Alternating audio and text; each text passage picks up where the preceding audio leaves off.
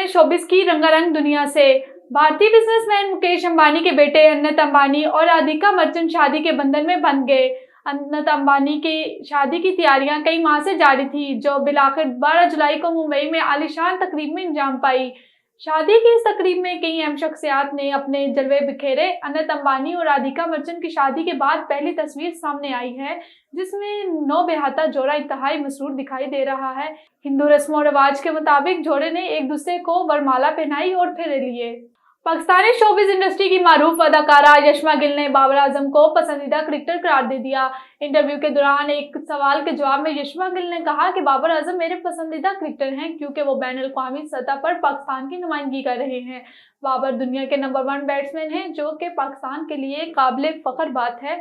मेजबान ने सवाल किया कि क्या आपकी किसी क्रिकेटर से दोस्ती है, जिस पर यशमा गिल का कहना था कि मेरी कभी भी किसी क्रिकेटर से कोई मुलाकात या बात नहीं हुई, तो फिर दोस्ती कैसे हो सकती है।